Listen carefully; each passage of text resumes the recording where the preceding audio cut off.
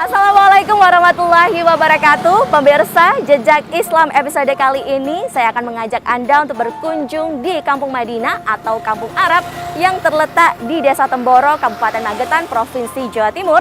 Dan juga saya akan mengajak Anda ke Pondok Pesantren Al-Fatah Temboro. Lantas bagaimana perjalanan Jejak Islam kali ini? Yuk ikuti perjalanan saya kali ini.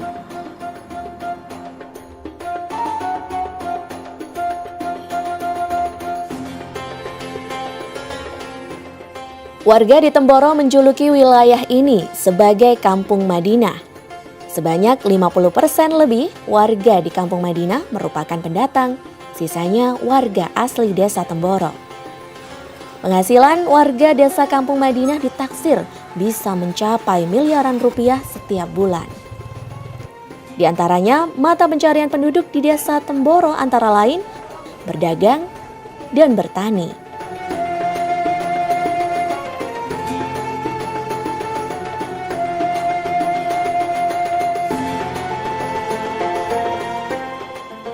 Penerapan kehidupan beragama dalam kehidupan masyarakat Temboro sangatlah kental. Hal ini dapat terlihat dari kebiasaan masyarakat yang selalu menggunakan busana syar'i sesuai tuntunan Rasulullah Sallallahu Alaihi Wasallam.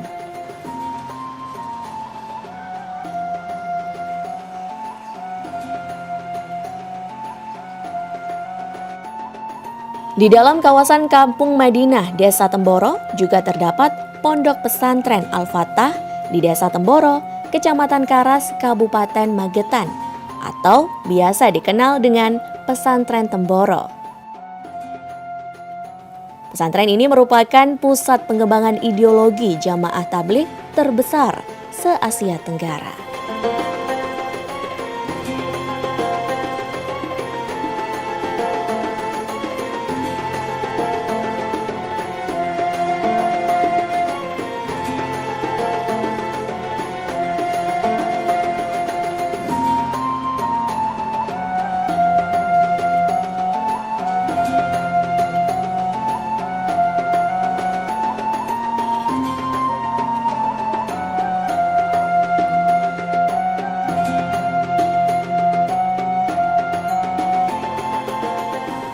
Sebetulnya begini, Kampung Madinah ini kan dulu orang tua kita, kiai kita itu memang punya cita-cita bagaimana Temboro ini bisa wujud amal agama yang sempurna sebagaimana zaman baginda Nabi Muhammad SAW. Terus akhirnya diperjuangkan, dirilah suasana di Temboro yang mana orang Temboro itu belajar mengamalkan agama dohir dan batin, cara berpakaian, cara bermuamalah, muasyarah, halaknya sesuai dengan agama Islam. Lalu datanglah orang-orang dari lain Temboro yang datang ke Temboro. Begitu mereka melihat Temboro ini, mereka merasa takjub. Akhirnya mereka menyebut Madinah Panjava atau Kampung Madinah di Temboro. Terus terang saja, Temboro seperti ini memang peran utama dari pesantren, dari Pak Yai. Yang mana Pak Yai itu mengajak seluruh masyarakat Temboro bareng-bareng untuk memelihara ngopeni pesantren ini. Jadi orang Temboro semua diminta bertanggung jawab dengan adanya pesantren ini. Sehingga sekarang terwujud kerjasama antara orang Temboro dengan pesantren.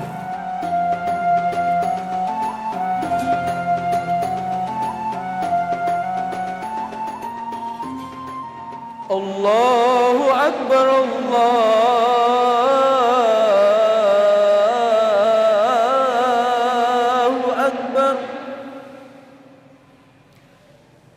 Allahu Akbar, Allahu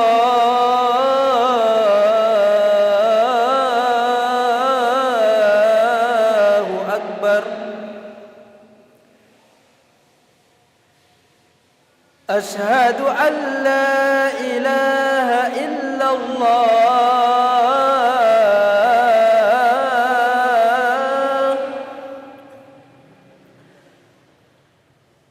Asyhadu an la ilaha illallah.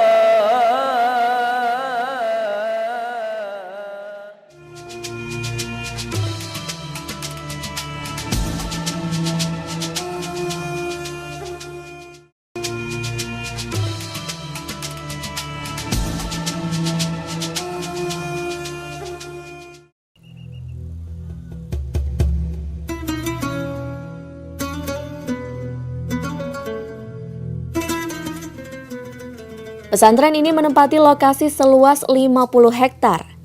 Bangunan pondok pesantren menyebar di 3 lokasi yang mendominasi wilayah Desa Temboro, yakni Pondok Pusat, Pondok Utara, dan Terangkil Darussalam, yang sebagian besar merupakan pondok putri.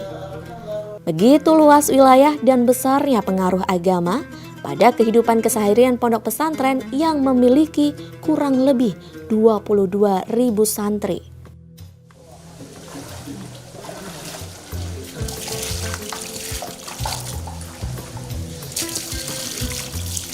Dari jumlah tersebut, sekitar 980 santri berasal dari luar negeri yang sebagian besar dari negara-negara di Asia Tenggara seperti Malaysia, Brunei, dan Thailand. Banyaknya santri di Desa Temboro telah membuat tingkat perekonomian dan kemakmuran hidup warga meningkat. Aktivitas keseharian pondok telah memberikan lapangan pekerjaan bagi warga.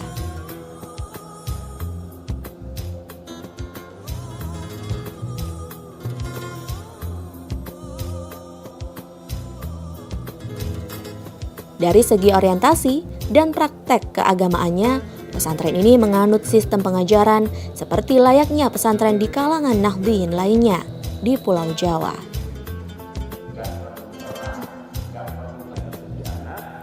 Hanya saja, pesantren Al-Fatah Temboro memadukan antara konsep tablik atau dakwah dengan konsep pesantren. Hal inilah yang membedakannya dengan pesantren lainnya.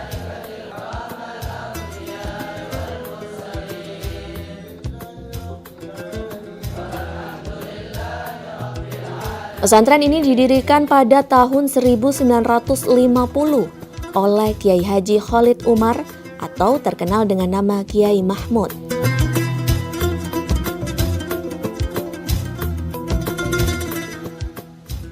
Ya pemirsa, saat ini saya sudah bersama dengan Kiai Imdad Nasihin. Beliau adalah pengasuh Pondok Pesantren Al-Fatah Temboro, Magetan. Assalamualaikum warahmatullahi wabarakatuh, Yai. Waalaikumsalam warahmatullahi wabarakatuh. Yai, kita juga ingin tahu lebih dalam ini, Yai, mengenai bagaimana sejarah, lalu juga bagaimana sistem pendidikan, serta apa sih hal-hal yang maksudnya yang utama atau yang spesial dari Pondok Pesantren ini. Sejarahnya seperti apa ini, Yai, dari Pondok Pesantren Al-Fatah ini? Adapun Pondok Pesantren Al-Fatah Temboro, sebagaimana umumnya pondok-pondok pesantren yang lain, itu berdirinya itu mengalir, alami.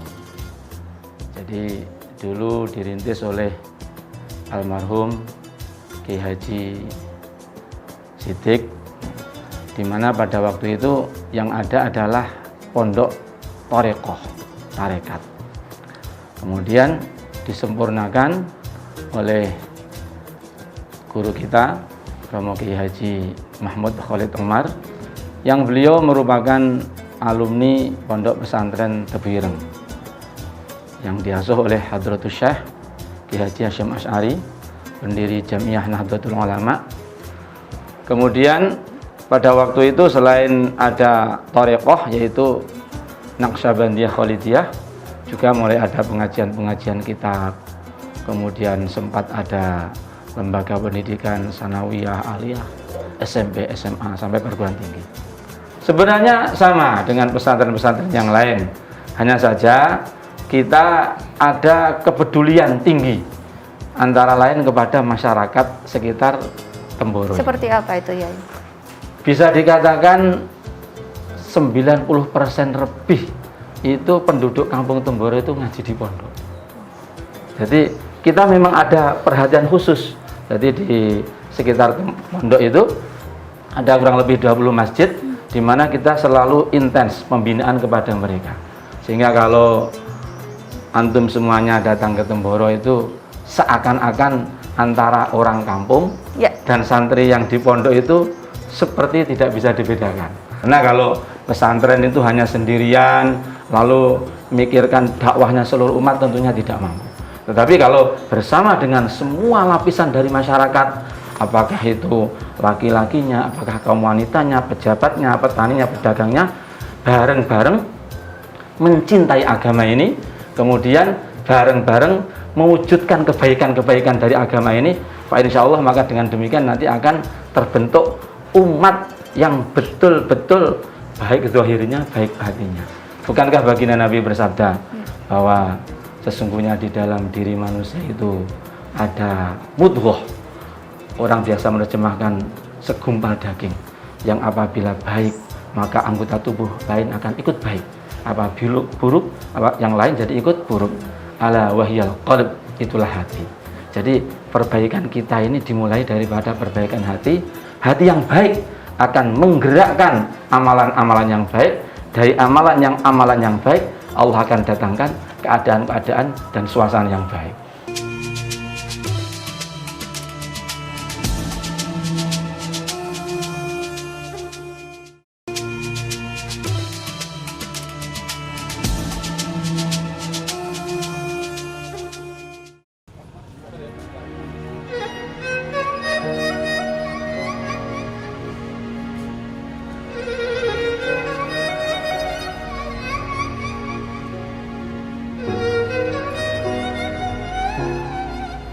Ya pemirsa, saat ini saya berada di Galeri Joko Tingkir, di mana di galeri ini terdapat berbagai peninggalan Rasulullah Shallallahu Alaihi Wasallam dan para sahabatnya. Nah, barang-barang apa saja yang ada di galeri ini? Yuk ikuti saya.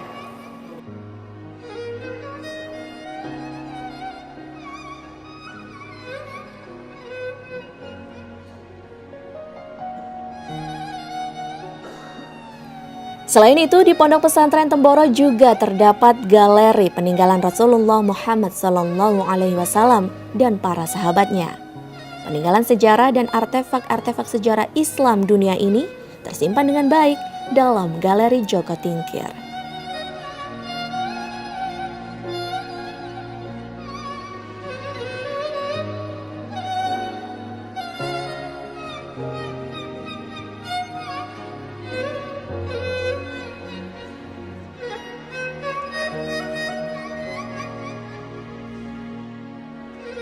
Mari kita mulai dari sini.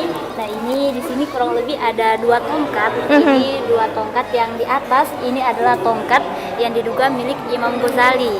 Yang mana tongkat ini didapatkan dari guru beliau, guru-guru ke atasnya sampai berakhir ke Sayyidina Utsman bin Affan.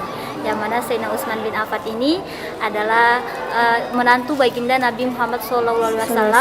Beliau dijuluki Dzu Nurain, orang yang memiliki 2 cahaya, karena beliau menikah dengan 2 putri baginda Nabi Muhammad SAW. Tapi bukan sekaligus ya, Iya. Ya, sebenarnya kan wafat yang satunya baru menikah yang satunya. Soalnya kan kalau 2 bersaudara tidak boleh digabungkan. Baik. Itu yang atas Ya, ya. Kalau di yang atas. bawah ini? Kalau yang di bawah ini adalah tongkat miliknya Kiai Sidik, atau beliau ini adalah pendiri pertama Pondok Pesantren Al-Fatah, kakeknya almarhum Kiai Zairon, Kiai Umar Fathullah dan Kiai Ubaidillah. Baik. Wadah susu yang diduga milik Sayyidatina Fatimah ini adalah putri baginda Nabi Muhammad SAW. Nah, Nabi bersabda bahwa nanti Sayyidatina Fatimah ini adalah wanita pemimpin para wanita di surga nanti.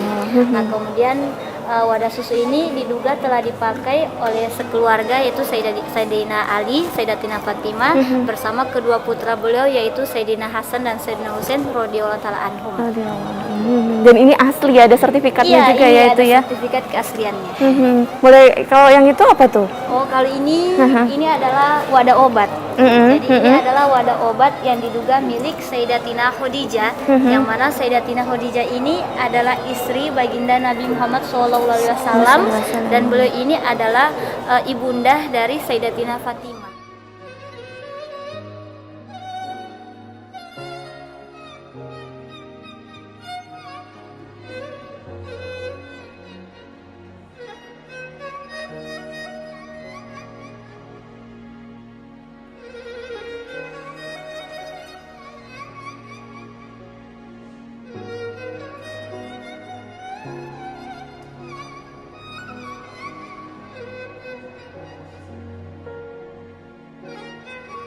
Dan alhamdulillah Pak Yai ingin selama 3 hari membuat museum pameran lah, istilahnya pameran selama 3 hari. Berbagai warga masyarakat ini gitu antusias sekali pagi, siang, malam ramai pengunjung. Ya, setelah 3 hari ini, alhamdulillah keinginan kiai kami di sini untuk bisa memiliki barang-barang ini. Akhirnya, alhamdulillah ada kerjasama dimudahkan oleh Allah Subhanahu Wa Taala untuk ada beberapa barang-barang yang bisa dimiliki dari Galeri Joko Tingkir ini. Dan alhamdulillah di tanggal 14 Oktober tahun 2020 galeri ini resmi untuk dibuka secara umum. Itu juga banyak warga-warga yang datang ke galeri ini. Ini semuanya ini hanya untuk bagaimana setiap umat Islam bisa rindu lagi, cinta lagi kepada baginda Nabi Sallallahu Alaihi Wasallam. Rindu lagi dengan perjuangan daripada Rasulullah dan para sahabat.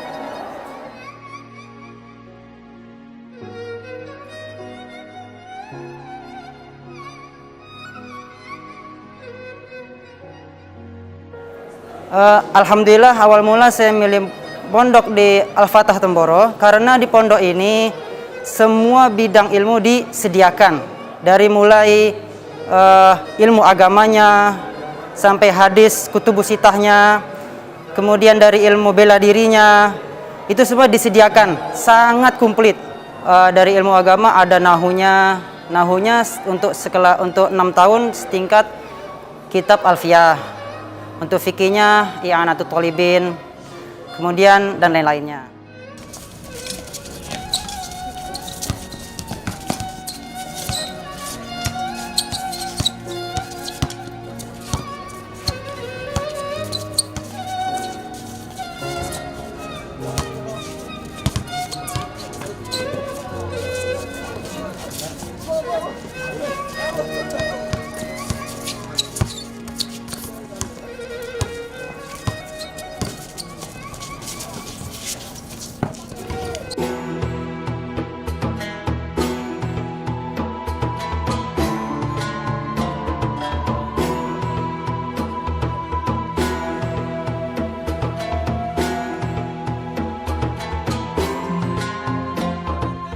Beberapa olahraga yang disunahkan oleh Rasulullah pun juga diterapkan dalam bentuk kegiatan ekstrakurikuler di pesantren Al-Fatah.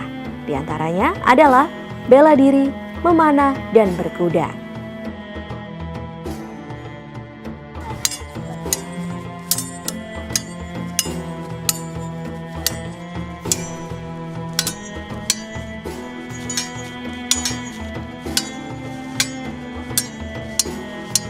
Selain itu, pondok pesantren juga menyediakan lahan untuk pacuan kuda, peternakan unta, dan lapangan memanah.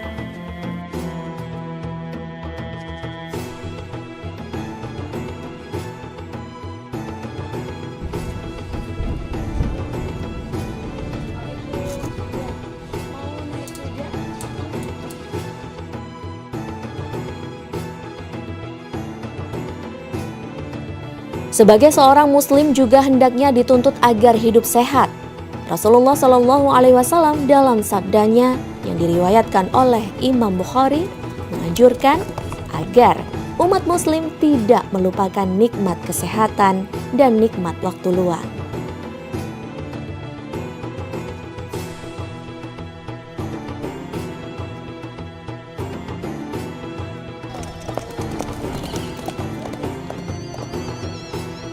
Subhanallah, betapa pentingnya menjaga kesehatan sesuai dengan anjuran Rasulullah Sallallahu Alaihi Wasallam.